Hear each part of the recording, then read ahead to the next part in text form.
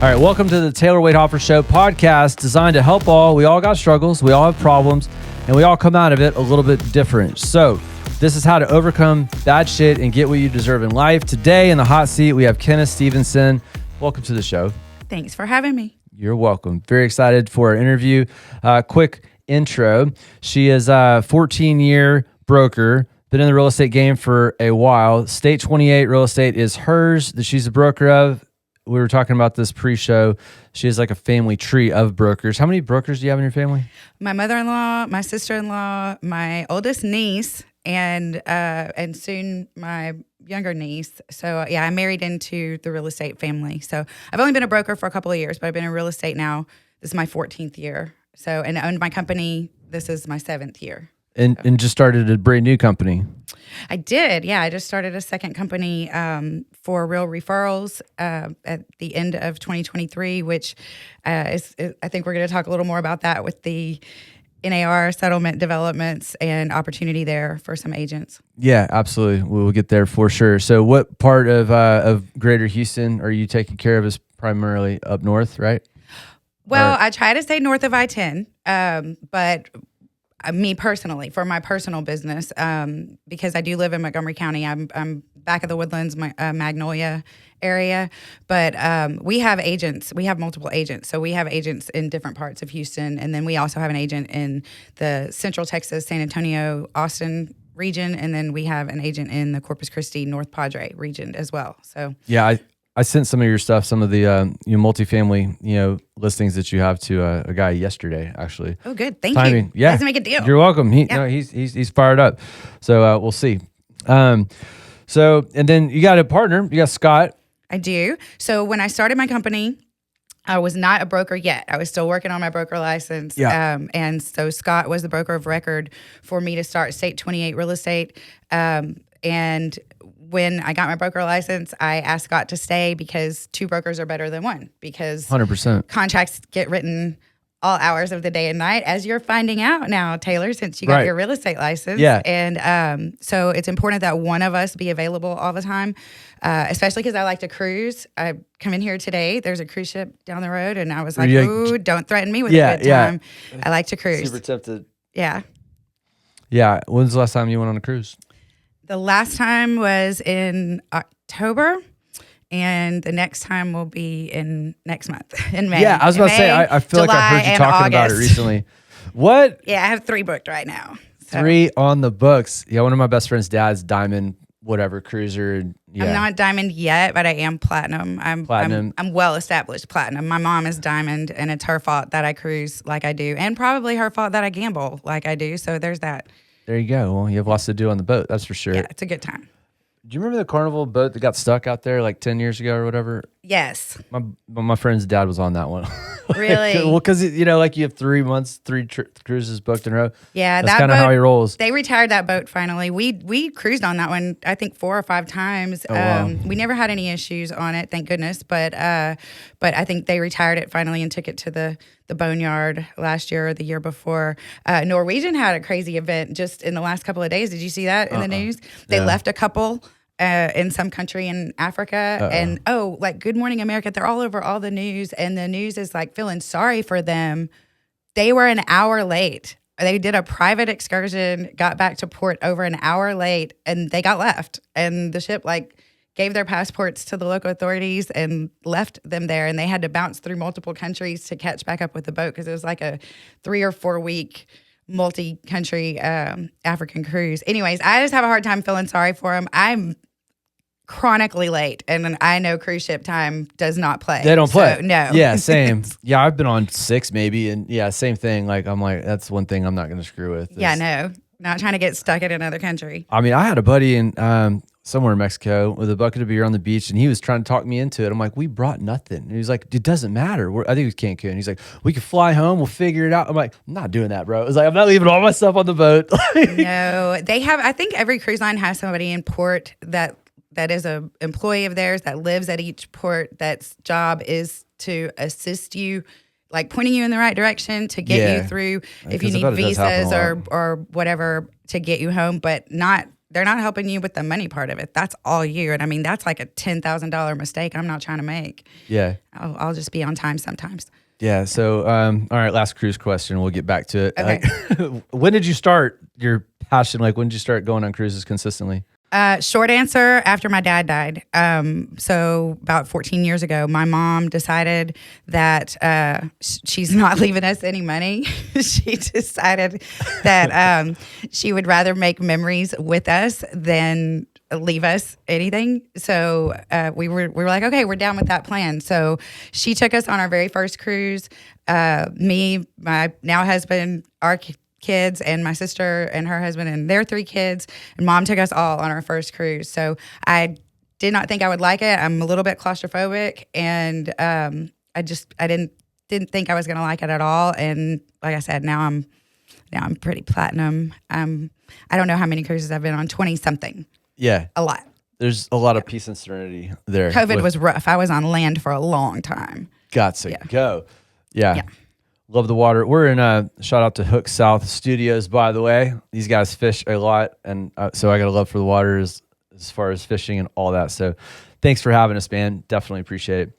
All right, back to business. All right, so before you got into the real estate world, you were oil and gas for a while, right? 10 plus? Yeah, 10 plus. Don't age me specifically. Yeah, no, right. I'm just kidding. I don't care. About 15 or 16 years total. But yeah, I grew up in East Houston. So where I come from, we didn't have to go outside really to know which way the wind was blowing where I grew up off Highway 90 because we lived like in the middle of Lyondell and Arco to kind of the south of us, the Champion Paper Mill just to the east of us, and the garbage dump. The big garbage landfill just to the west of us. So literally, we prayed for northern wind year round where I grew up.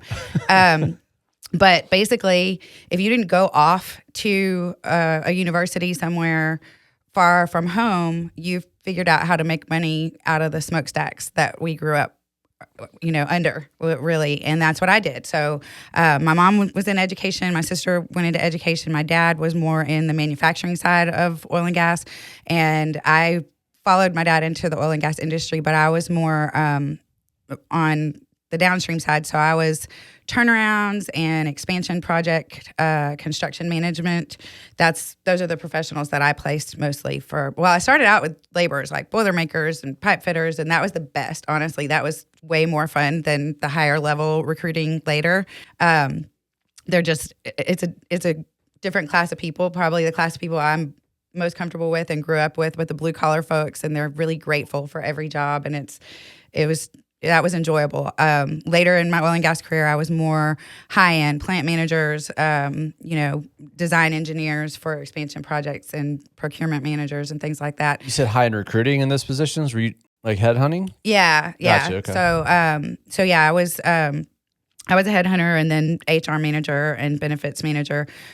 Recruiting, way more fun than HR. But both that. paid really well. Well, yeah, because when you're giving people the jobs, you're the matchmaker, putting the good folks with the good jobs. The HR is more, you're only talking to them when they're getting fired. It's nearly not as much fun. Yeah. But both paid really well. So I was really set in that career. I mean, I think I did a great job and established myself kind of in a man's world back then, and was rocking it. So things were good. Respect. So and then you, what made you take the turn to real estate? So 2 things. One is obviously I married into this real estate family, and my husband's been in restoration for over 20 years, almost 25 years, I guess.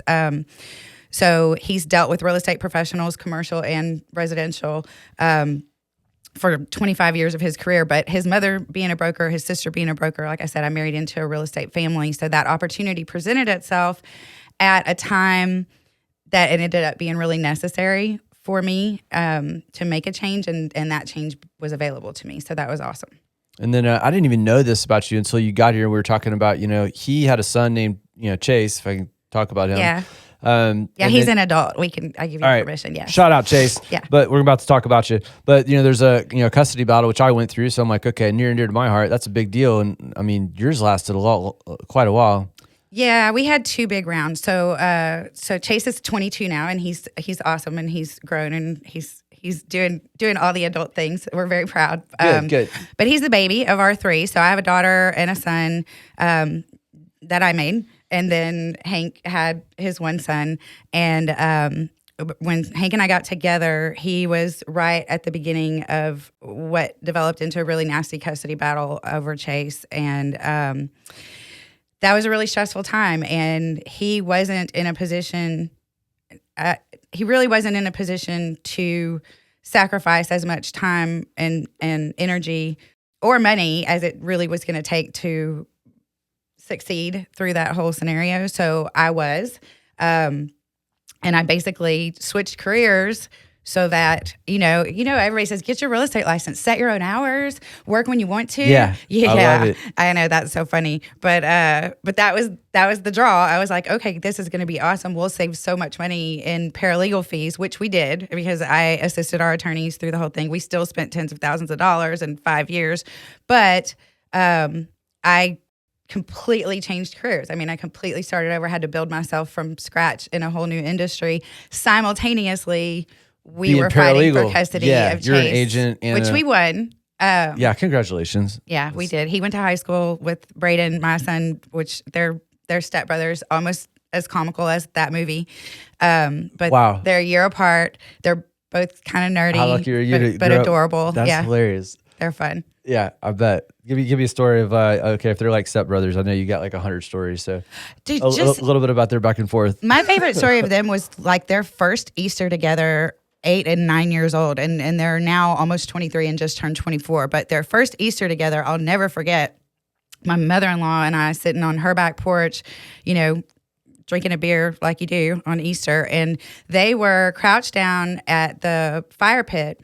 And what they had done was split open one of my father-in-law's like practice golf balls, and they had it in the fire, so it's like heating up, and they're 8 and 9 years old. Got okay, it. these little in their little Star Wars T-shirts. Okay, yeah. And they're crouched down at the fire, and one of them's like, that looks like lava. It looks like it's the way it's heating up. It looks like lava. And the other one's like, no, you mean magma. And then the other one's like, no, but it's actually poly whatever. And the other one's like, no, it's actually polyethylene. And they're both like, if we were enclosed, we'd be dead by now.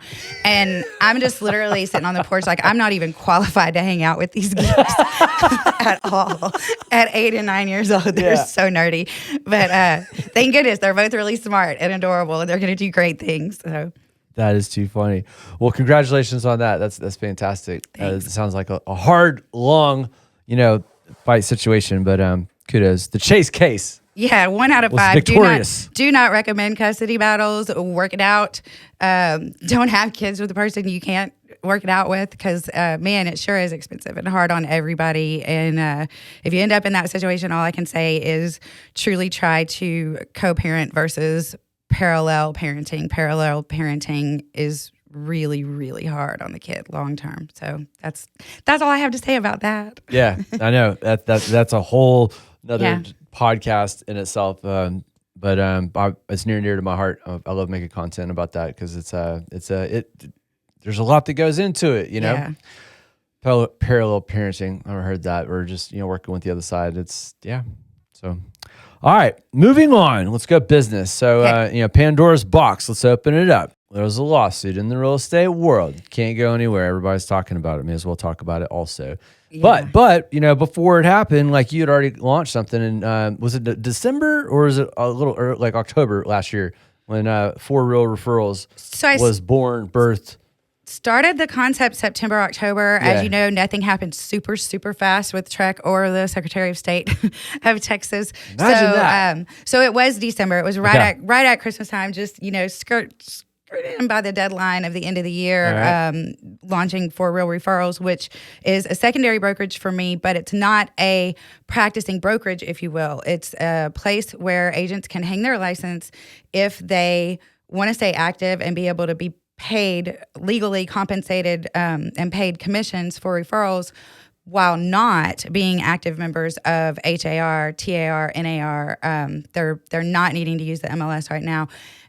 So I really started that because real estate was slow a little bit for a lot of people. And, even myself, I think I went a few months without a check in between checks in 2023, which hadn't happened to me in a long, long time. The year end, I think number was fine, made up for it. But I think a lot of agents were really struggling between checks in 2023. So that was a motivation for me to launch that and give even some of my agents within State 28 a place that we could move their license over to if they weren't going to be able to pay all those dues. Because, they hit us with those dues every year between Christmas and New Year's. Yeah. And I've never been able to figure out with all the tech that we have available to us now why we don't pay those fees on our license anniversary dates. We're so advanced, but yet we're not that advanced. So everybody pays it Christmas week because everybody's got that many Christmas week, right? Every year. Yeah, I know. So Merry Christmas from Har and Nar, right? Yeah. Merry Christmas. Here's your invoice. We'll be taking that right out of your account. So that was really the motivation was to give some of our agents and other agents a place that they could park their license if they needed to. Wait until their next opportunity or their next commission check to be able to make those dues at the beginning of the year, not have to go inactive, right. And then not even be able to help friends and family who need a referral. All right, I have a question for agents that might be somewhere else. So what is the difference between just a referral that you're passing?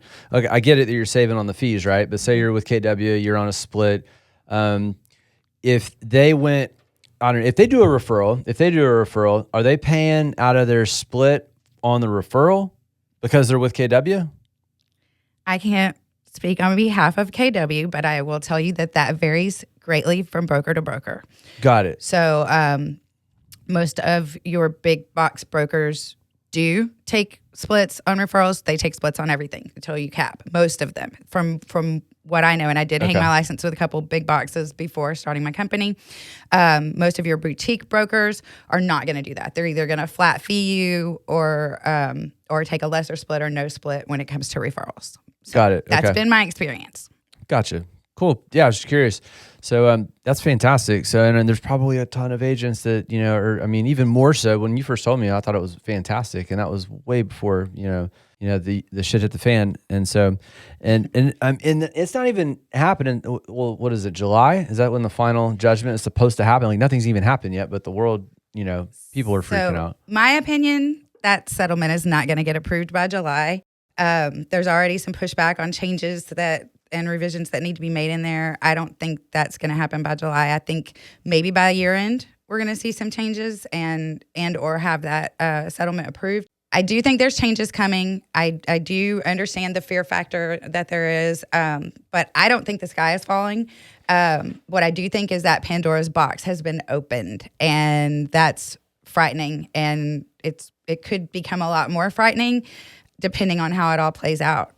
All right, so a couple questions around this. So, the seasoned agents that I've talked to have been, less concerned than obviously, the rookies for, that makes sense, right? Mm-hmm. You take it in stride. No real estate deal's the same. You're veterans in the game. So, give me an example of a conversation you've had with a concerned person about it, if you've had any.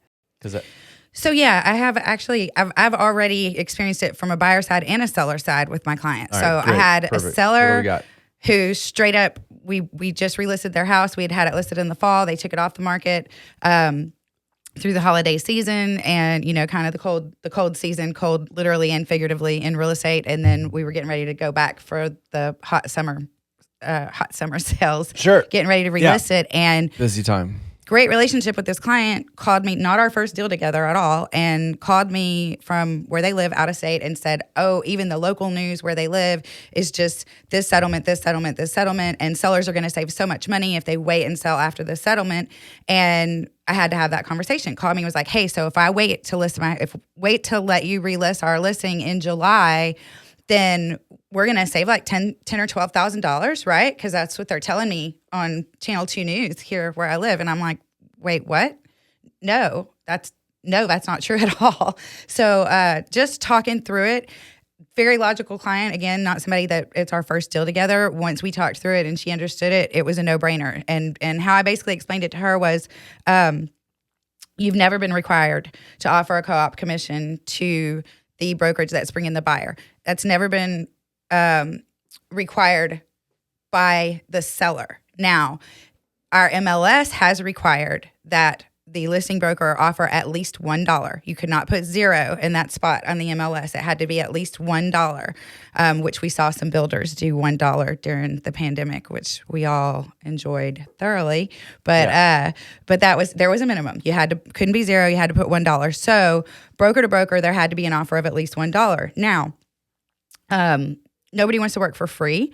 Buyers agents do a lot of work and expect to be compensated for their time equally or I guess adequately, right? Yeah. So it's more common than not. The practice has been to do a split of 50-50 or somewhere around 50-50 of whatever the listing broker's charging to the seller for the listing. They're offering half of that or close to half of that to the brokerage that brings the buyer. So couple of things to remember. Number one, that's broker to broker payment. So nobody without a license can pay anybody with a license. Nobody without a license can receive money. So a seller was never paying the buyer's agent. And if you really think about the way that it's come to be customary in our country, all across our country, and especially in Texas, has been that co-op brokerage commission is paid from the listing broker to the buyer's broker. So they're charging X percent, whatever that may be, 5, 6, 7, 8, commercials even higher, to list the listing so that they have enough room within their fee to offer that co-op commission. Now, the argument about this lawsuit came about because you had specifically 4 big box brokers who sellers claimed their agents had not been properly trained to present the listing agreement correctly.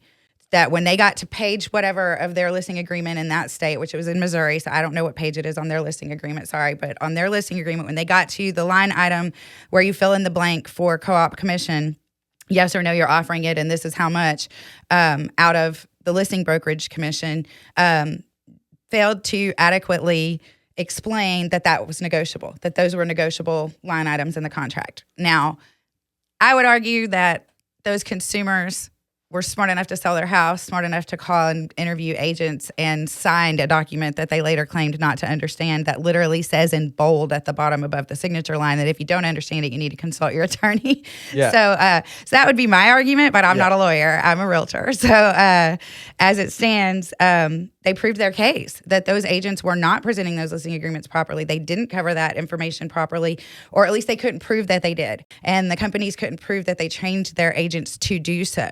So the class action proved its case that couldn't be disproven. So here we all are now with where do we go from here? And the fake news in the media, I hate to use the term fake news, but it is, spouting off that,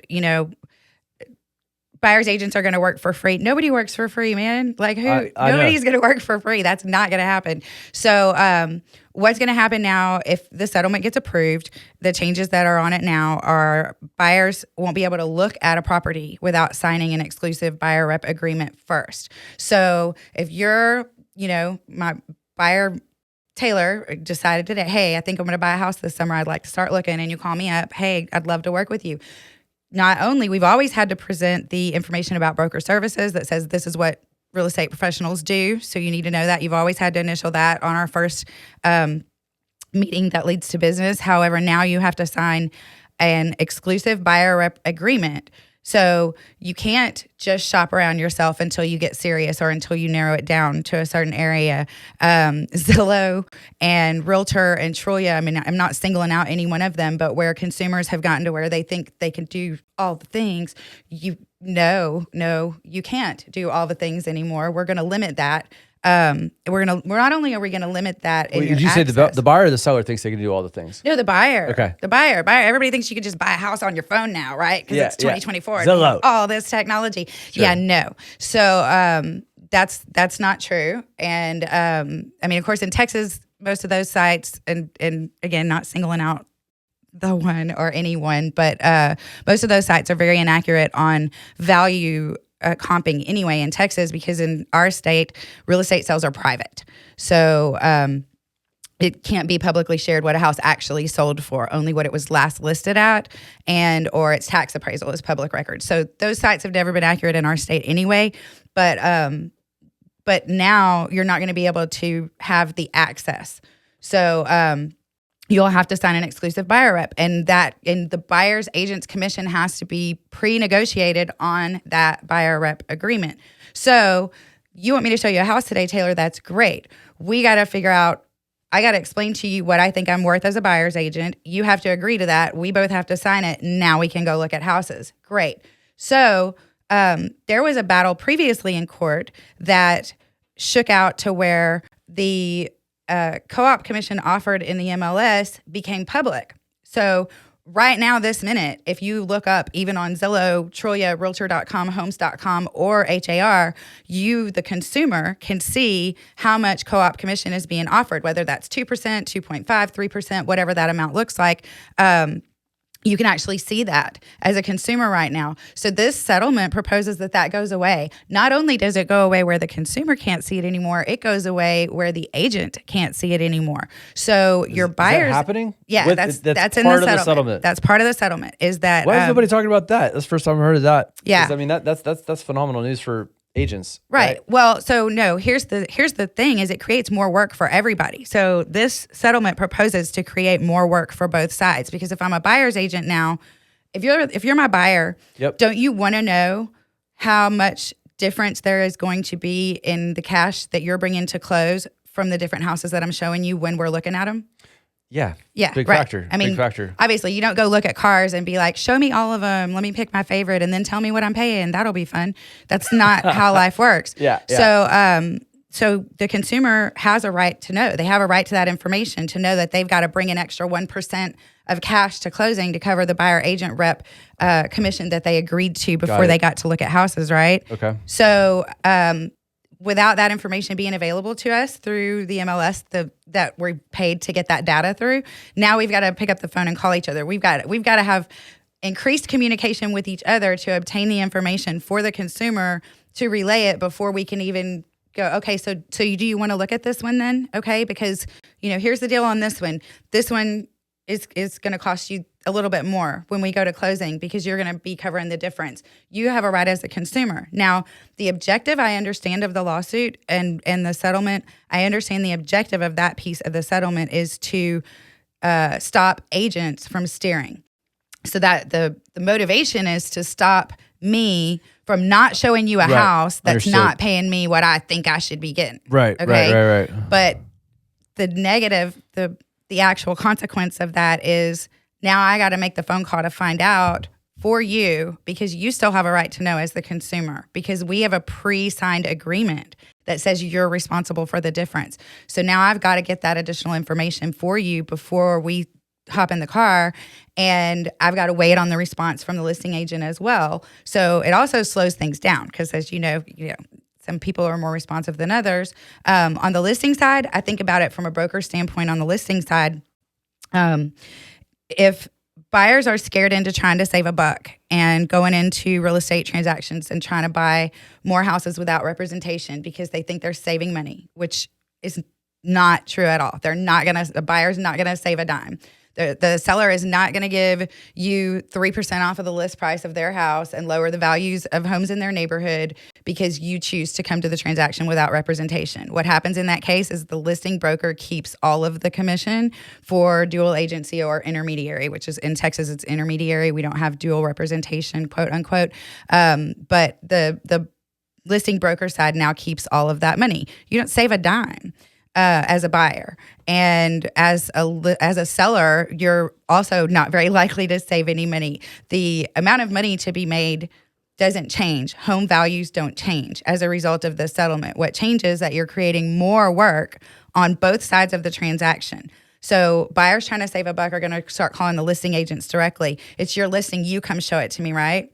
Okay, so that co-op commission that we've been offering to encourage first of all, to expand exposure, to get more exposure out there, get more agents to bring buyers to your listing to check it out when they're in the neighborhood showing another one, right? So we've put that out there as a marketing tactic. That's been part of our listing package, is offering that co-op compensation. So buyers trying to save a buck. Now the listing agent, I can't list my house and hold an open house and maybe go show it 1 or 2 times. I might have to go show that house 40 or 50 times now, because you've got these buyers that are, the sky is falling and I'm going to try to save a buck because CNN told me.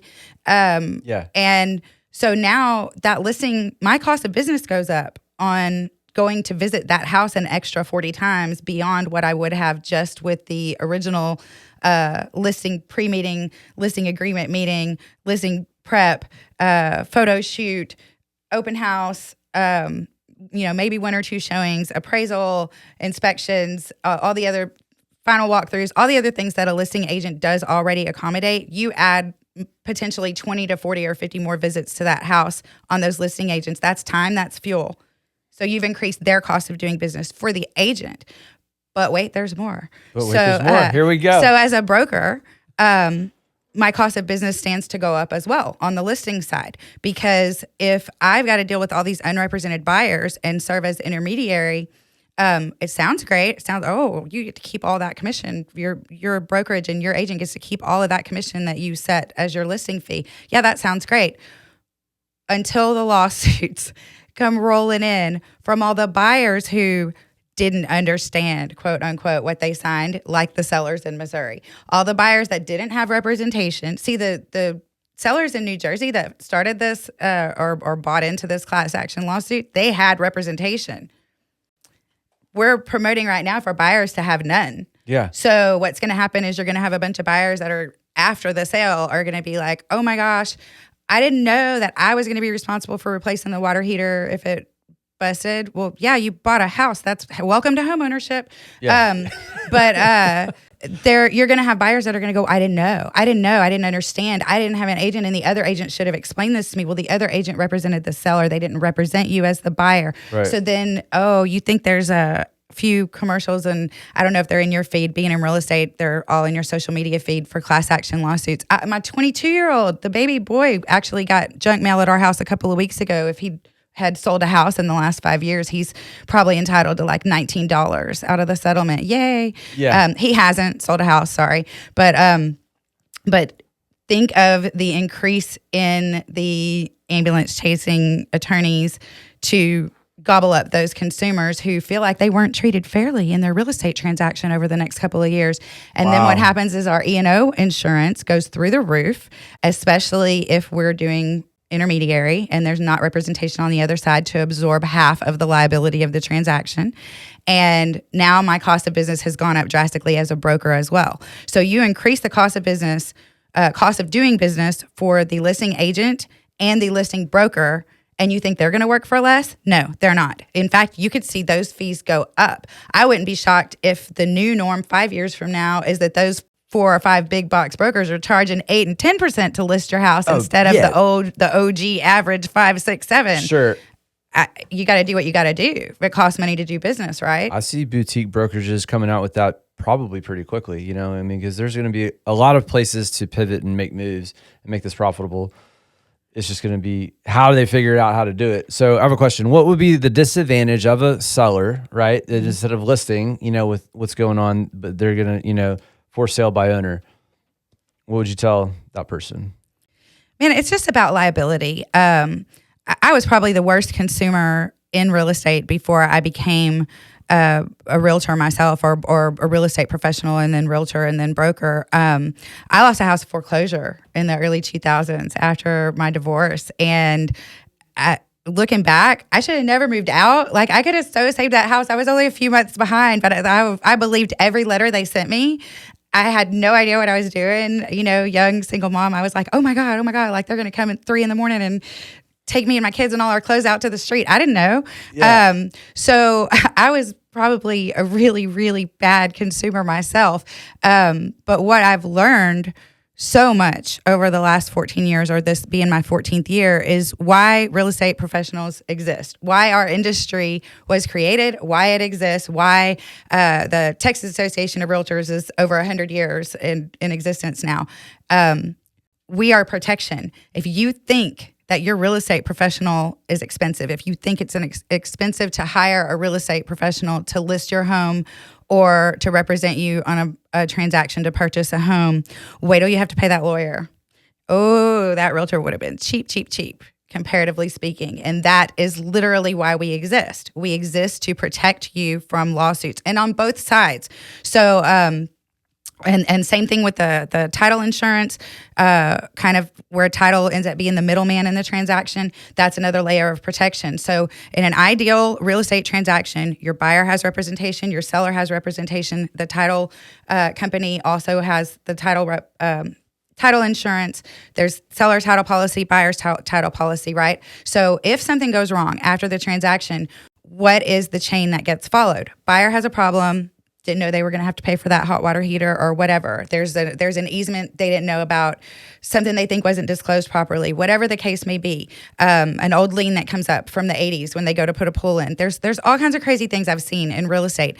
So, mineral easements. That's why I'm in Montgomery County, so I see that. Yeah, mineral easements. There's all kinds of things that can come up, right? So in the perfect transaction, the way it's designed, the way it's been designed to flow, the buyer's first point of contact, their first point of liability is their agent, and then their agent's broker and their broker's E&O insurance. So if there's a problem, that's your first stop, right? Yeah. And then from there, it would escalate to title didn't uncover this lien from 1972. We need to go after, and then it may be then that the title's insurance policy, they file a claim, and then that pays out the difference. They help overcome the issue, whatever, and then it's resolved there. If it can't be resolved there, then the next level of protection goes to the listing broker, the listing agent, and the listing broker, right? So real estate professionals exist to protect the consumers. And so the irony for me, and I'm not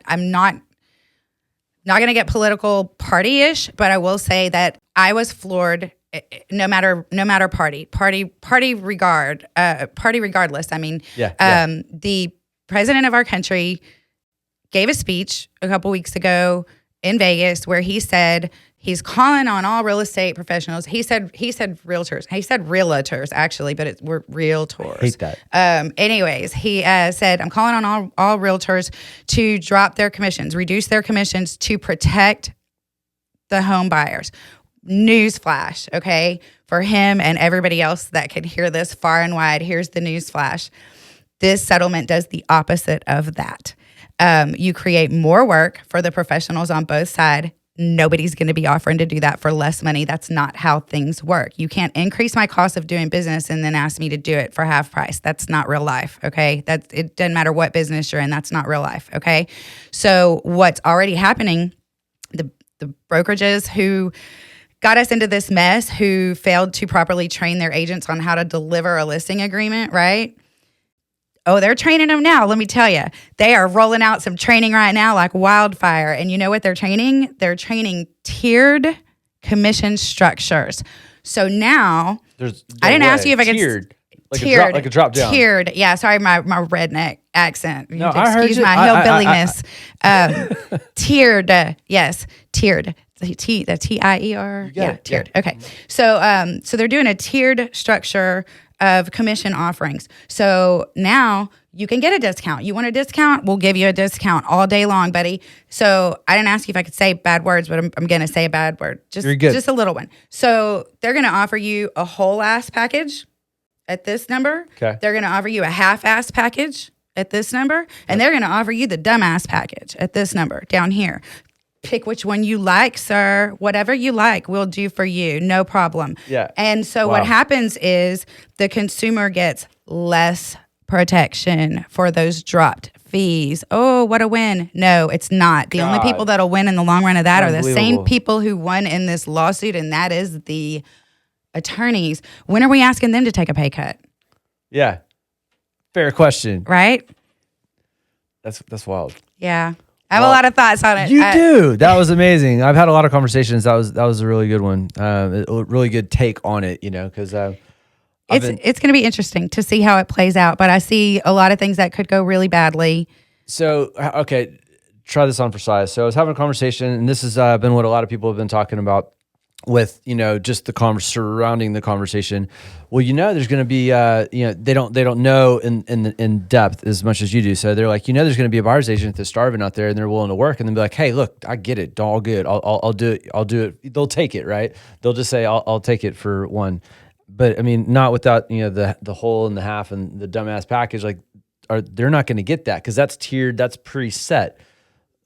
If they're with one of the big brokerages, they have guidelines they have to follow. I mean, we're not employees. We are all 1099. We are self-employed. And that's something else most consumers really, really need to be educated on, is that your real estate pro is a business owner. And it doesn't matter what logo is next to their name on their business card. If it's a boutique, if they're independent, or if they're part of a big brokerage, they are still self-employed. And the bigger brokerage they are part of, the bigger their business expenses are to have that logo next to their business, next to their name on their business card.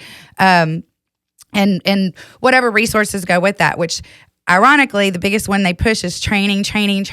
Oh, when you go through real estate school, anybody who's gotten their license, in your family or friends, ask them when they were in real estate school, how many big box brokers delivered lunch while they were in class at real estate school and tried to recruit them. And their whole push has been training.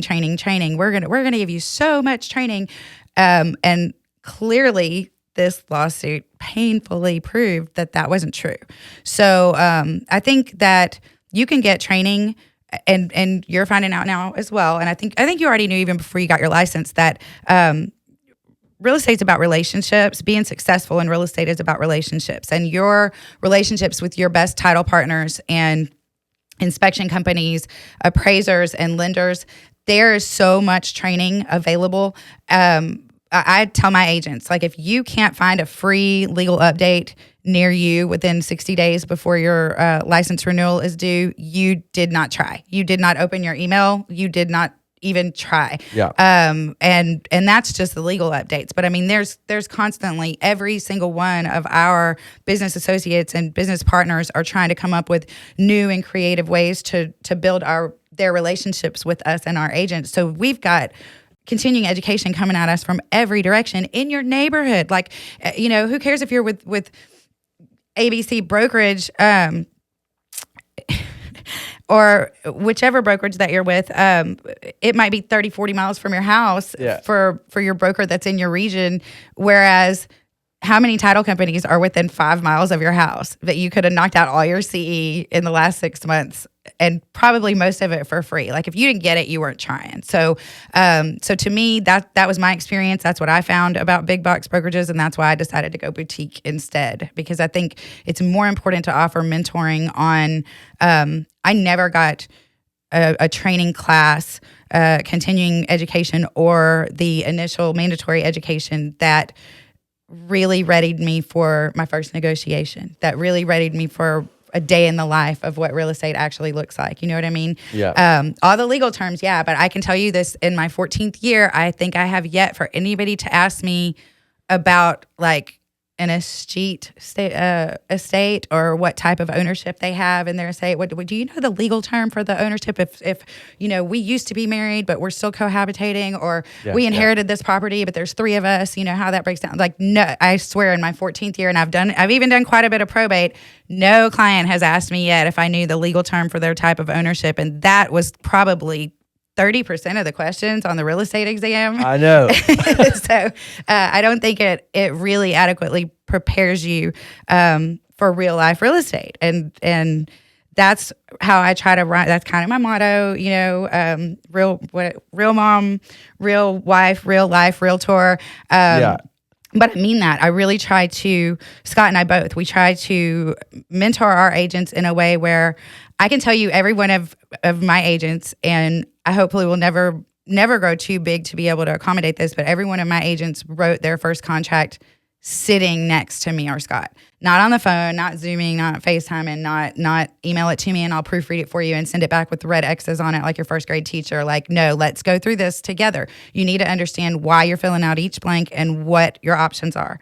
And making sure that you're explaining each one to your client, whichever side you're on. So really try to go that extra mile. I try to leave each of my agents smarter for every interaction. I try to leave each of my buyers and sellers smarter for each of our interactions, where even if they're moving out of state and I might not never get to work with them again, they'll be a better buyer or a better seller for the next agent they work with because they worked with me. That's kind of my goal. 100%. Kenna, you're a wealth of knowledge, 100%. So if anybody has any questions for her about joining her current brokerage as an active agent, or if you're not active, but you like the idea of being able to, benefit from on the referral side and not pay all the fees and the dues, I guarantee if you have questions, you should definitely ask. How can people get a hold of you? So my cell phone is always on, 713-585-5838. No real estate pro can be successful without answering their phone. If I am with a client and I don't answer, always text me, and I'll get back to you as soon as I can. But I'm reachable, and so is Scott. State 28 Real Estate. Again, we're in multiple markets. I'd be happy to talk to anybody interested in joining our brokerage and our traditional brokerage. And then For Real Referrals is new. We do have a few agents on board now on the roster. But if you're considering leaving the industry, and for right now, there's a lot of agents that are saying they're just going to bail. They're going to go back to whatever they did before. Talk to me first. Let's talk about it. Let's talk about your options, because you can still help your family and friends without being a full-time real estate pro with MLS access and rolling up your sleeves and doing all the things yourself. You still can be involved and you still can get paid a referral commission legally if you stay active. So let's talk about it. Let's talk about your options and see which one might be the best for you. But again, my cell is 713-585-5838. I'm on social medias and as a broker, and my business profiles for both, and then our website as well. So State 28 Real Estate and For Real Referrals. Hit Kenna up. Yeah. All right. Before we get out of here, a couple fun questions for you. What's your best or your favorite restaurant, and what do you order there? Oh man, so probably Pappasito's. Any Pappas restaurant. Hank and I worked together. What do you? Y'all work together? Hank and I worked together at Pap 2. If anybody who ever worked at a Pappas restaurant in Texas knows exactly what Pap 2 is, but it was the Pappas Seafood House on I-10 East, because we're from the east side.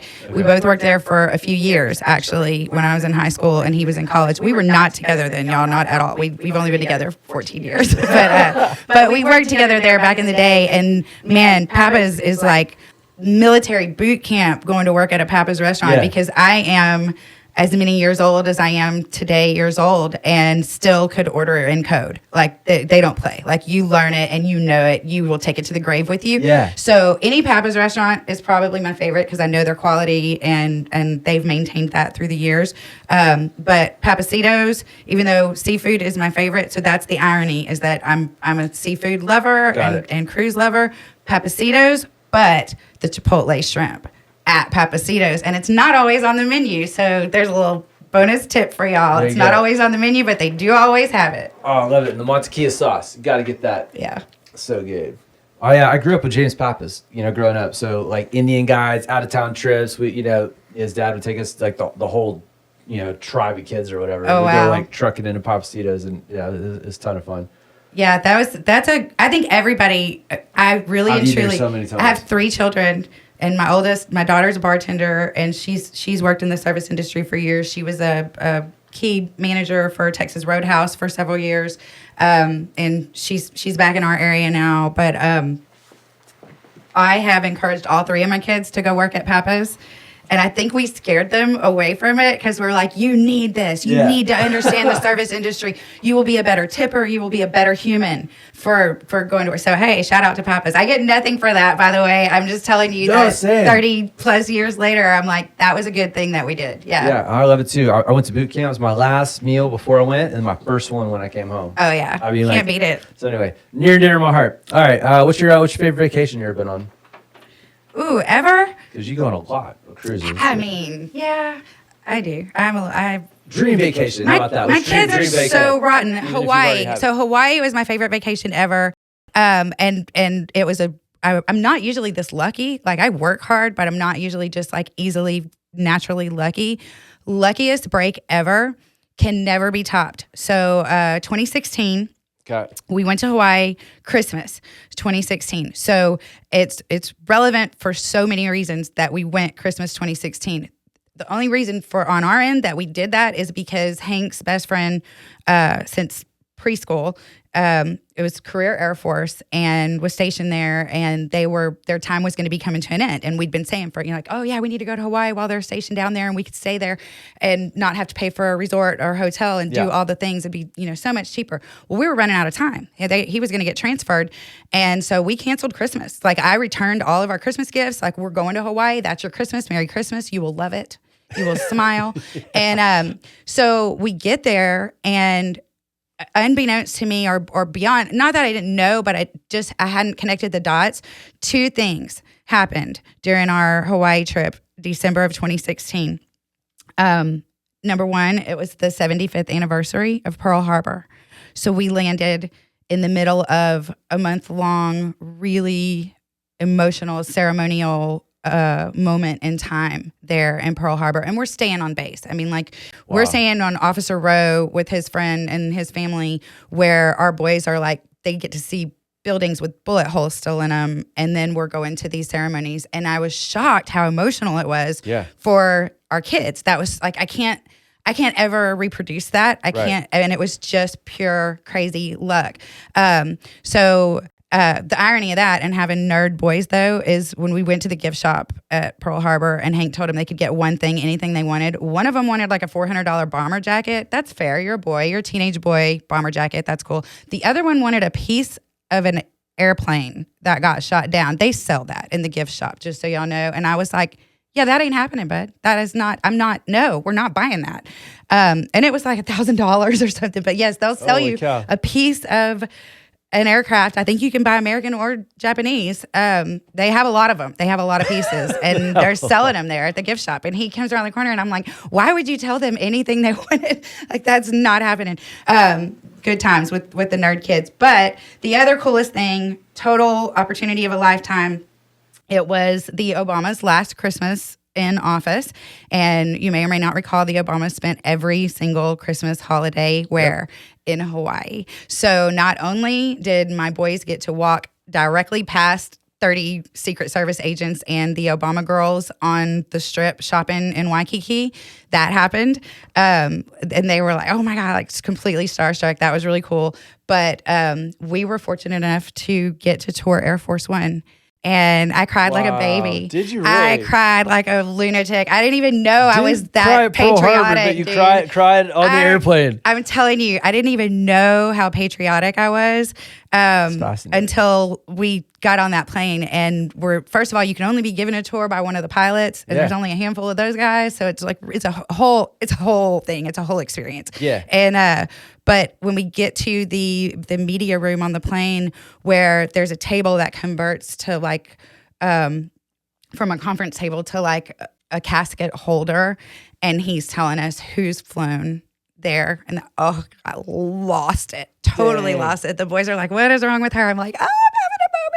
Oh God, it was a lot, but yeah, you can't duplicate that. We could never duplicate that trip. So for all the things we've spent money on and places my kids are so spoiled. Like, I never left Texas till I was a grown adult. My kids have been all over the Caribbean. They've been to both coasts. They've been everywhere.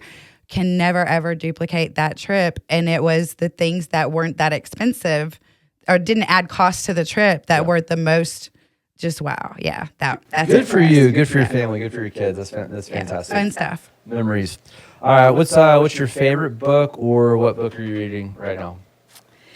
All right. So, truth be told, I'm trying to write 4 books right now. So I haven't been reading as much. I've got a personal goal this year. I'm already behind on my personal goal. Thanks, Taylor, for bringing that to my attention. Yes, he's going to motivate me through this year, I feel, and I appreciate it very much. But yeah, we're into second quarter. This is the first week of the second quarter, so I'm already behind because my goal was 1 a quarter. So I got a little catching up to do second quarter, but I'm still having a goal. And you and I have talked about it, Taylor, but to share with the group. So I am working on kind of what I talked about, my mantra, my motivation in real estate, but how to be a better buyer, how to be a better seller.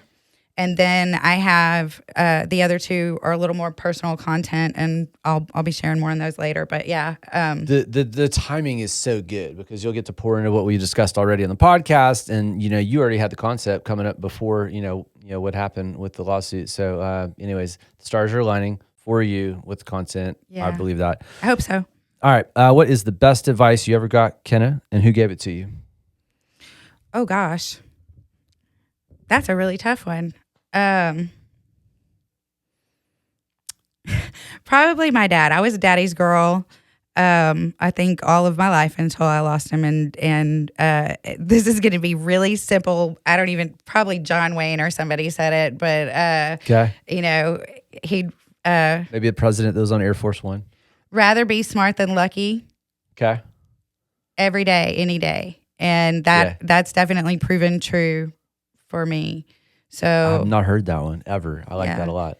Well, I know a lot of people that are just, like golden touch. What are they? The Midas touch. Everything they touch is just insta gold. And I'm like, wow, what is that like? That must be amazing. I am not that. I have had to work hard for all the things, every little thing. And, but I think I'm more grateful for it because of that. And thrifty. I think if I became a millionaire tomorrow, I'd still go thrifting. I would still go to a secondhand store, Salvation Army or Goodwill or whatever in every town that I visit that's not my hometown, because that's like my favorite thing to do is go see what local trash is a tourist treasure. Yeah.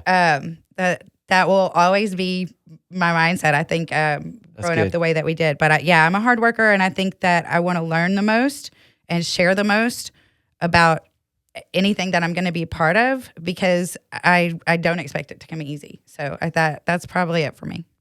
Awesome. Well, Kenna, thank you so much for being on. I appreciate it. Great interview. You're fantastic. Wealth of knowledge. Got a lot to share. Can't wait to read your books when they come out. And we got to do this again. We got to come back and promote some of your books once you get them out. I'll be here. Yeah, for sure. Thanks a lot. Thanks for having me. And one more time, tell people how they can get a hold of you again. So my cell is 713-585-5838, or you can reach me through any of social medias or my websites for State 28 Real Estate, which is our traditional brokerage, or For Real Referrals, which is our new referral program for agents. So either way, give me a shout. Thanks for listening or watching. Hit the like, subscribe, follow button, whatever. And we look forward to seeing you on the next one. Peace.